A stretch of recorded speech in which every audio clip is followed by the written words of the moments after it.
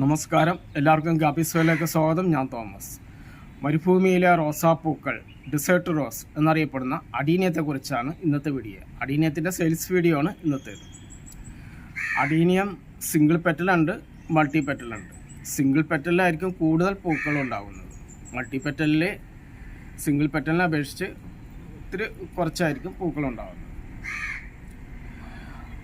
അഡീനിയത്തിന് നല്ല വെയിൽ കിട്ടേണ്ട ഭാഗത്താണ് സെറ്റ് ചെയ്യേണ്ടത്. ഒരു 6 മണിക്കൂറെങ്കിലും ഡയറക്റ്റ് വെയിൽ കിട്ടണം. നല്ല ചൂടുള്ള വെയിൽ തന്നെ കിട്ടണം. പിന്നെ പോട്ട് തിരഞ്ഞെടുക്കുമ്പോൾ അധികം ആഴമുള്ള പോട്ട് തിരഞ്ഞെടുക്കരുത്. കുറച്ച് ആഴം കുറഞ്ഞ പരന്ന പോട്ടാണെങ്കിൽ അതായിരിക്കും ഏറ്റവും നല്ലത്. ഇതിപ്പോൾ പിന്നെ ശ്രദ്ധിക്കേണ്ടത്, നടുമ്പോൾ ഈ കോഡക്സാണ് ഈ ചെടിയെ ബാലൻസ് ചെയ്ത് നിർത്തുന്നത്. കാരണം ഇതിന് താഴേക്ക് അധികം വേരുകളുണ്ടാവില്ല. കോഡക്സ് ഇതിൻ്റെ ഒരു വാട്ടർ റിസർവോയർ കൂടിയാണ്. ഇതിന് നമ്മൾ വെള്ളം ഒഴിച്ചു കൊടുക്കുമ്പോൾ കുറച്ച് വെള്ളം ശേഖരിക്കുന്നത് ഈ കോഡക്സിലാണ്.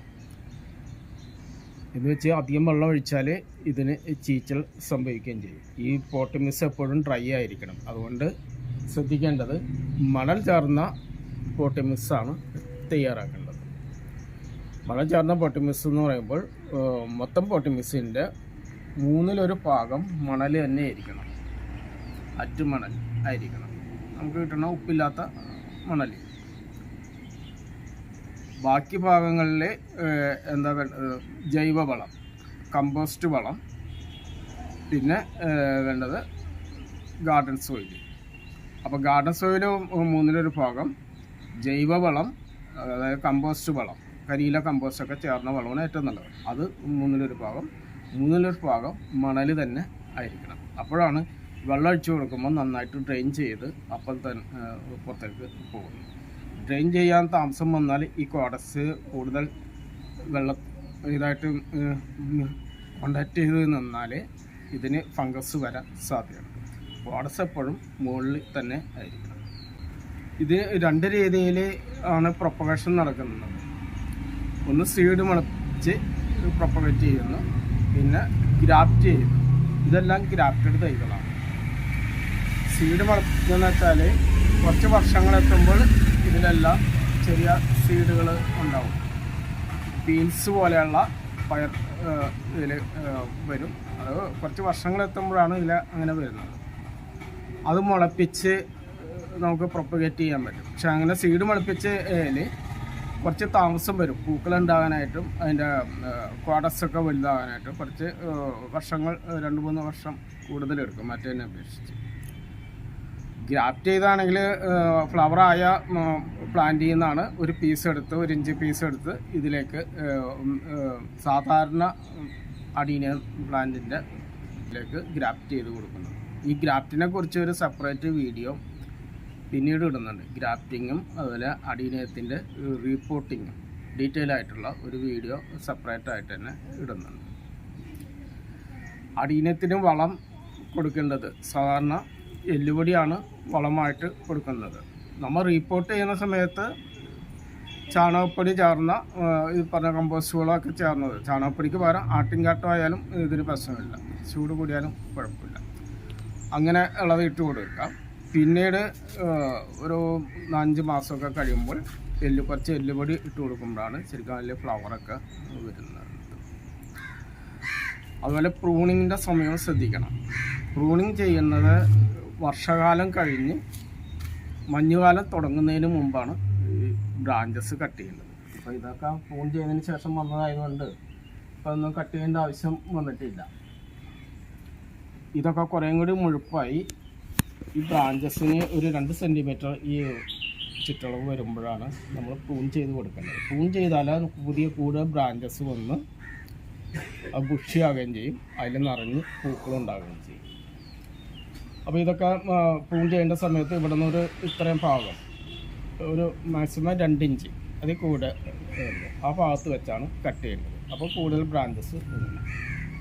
പ്രൂൺ ചെയ്യുന്ന സമയത്ത് ശ്രദ്ധിക്കേണ്ടത്, ചെടി ഇതിനധികം വേരൊന്നും ഇല്ലാത്തതുകൊണ്ട് ഇത് ബാലൻസ് ചെയ്യുന്ന രീതിയിലാണ് കട്ട് ചെയ്ത് കൊടുക്കേണ്ടത്.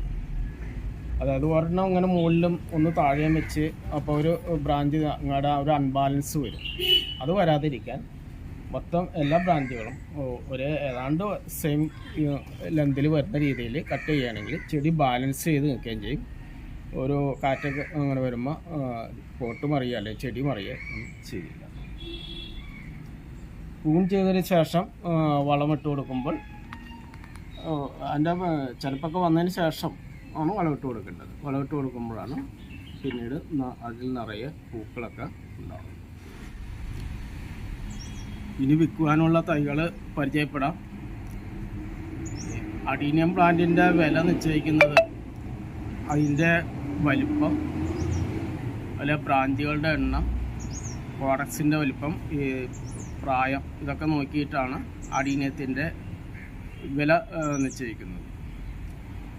വളരെ കുറഞ്ഞ ചെറിയ രീതിയിലുള്ള കോഡക്സൊക്കെ അതിന് അത്ര മച്ചുവറായിട്ടില്ലെന്ന് അർത്ഥം. അതിനൊക്കെ വില കുറവായിരിക്കും. ഇവിടെ വിറ്റുകൊണ്ടിരിക്കുന്നത് ഇതിൻ്റെ ഒരു ആവറേജ് സൈസാണ് ഈ കാണുന്നത്. അപ്പോൾ മിക്കവാറും ഈ സൈസ് കൊണ്ട് ഇതിൽ കുറച്ചുകൂടി കൂടിയതുണ്ടാവും. ചിലത് ഇത്തിരി കുറവായിരിക്കും. പക്ഷെ എല്ലാത്തിലും 3ഉം 4ഉം ഒക്കെ ബ്രാഞ്ചസ് ഉണ്ടായിരിക്കും.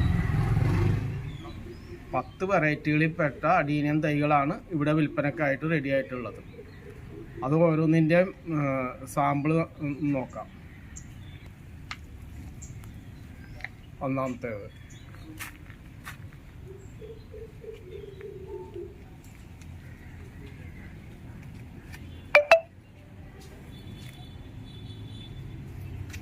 രണ്ടാമത്തേത്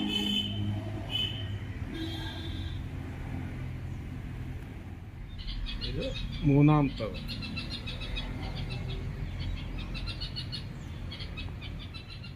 നാലാമത്തെ വെറൈറ്റി. ഇത് അടുത്തത് 5ാമത്തെ വെറൈറ്റി. 6ാമത്തത്. എല്ലാം 300 തന്നെയാണ് റേറ്റ്. 7ാമത്തെ വെറൈറ്റി. ഇതിലൊക്കെ മണൽ ചേർന്ന പോട്ടിമിസ്സാണ് ഇട്ടേക്കുന്നത്. എല്ലാത്തിനും അങ്ങനെ തന്നെയാണ്. ഇത് 8ാമത്തെ ഐറ്റം. ഇതേമാതിരി പോട്ടിമിസ് ഡ്രൈ ആകുമ്പോൾ മാത്രമേ നനച്ചു കൊടുക്കേണ്ട ആവശ്യമുള്ളൂ. അതുകൊണ്ട് ഇന്നിപ്പോൾ നനക്കേണ്ട ഒരു സ്റ്റേജ് ആയിട്ടുണ്ട്. നാളെ നനച്ചാലും കുഴപ്പമില്ല. ഇത് 9ാമത്തെ ഐറ്റം. എല്ലാത്തിൻ്റെ വില ഒന്ന് തന്നെയാണ്, 300 തന്നെ. ഇത് 10ാമത്തെ ഐറ്റം. കളറും തെറ്റിലൊക്കെ ഏതായാലും വിൽക്കുന്നത് ഞങ്ങൾ 300 റുപ്പീസിനാണ് വിൽക്കുന്നത്. 300 രൂപ ഇതിന്. പ്ലാന്റ് വാങ്ങാൻ താല്പര്യമുള്ളവർ എറണാകുളം കളമശ്ശേരി പുതിയ റോഡിലുള്ള ഞങ്ങളുടെ നഴ്സറിയിൽ നിന്ന് നേരിട്ട് വന്ന് എടുക്കാവുന്നതാണ്. അല്ലാത്തവർക്ക് DTTC കൊറിയർ വഴി അയക്കുന്നതാണ്. മറ്റൊരു വീഡിയോ ആയിട്ട് വീണ്ടും വരാം. ഈ വീഡിയോ ഇഷ്ടപ്പെട്ടെങ്കിൽ ലൈക്ക് ചെയ്യുക, കമൻറ്റ് ചെയ്യുക. Thanks for watching.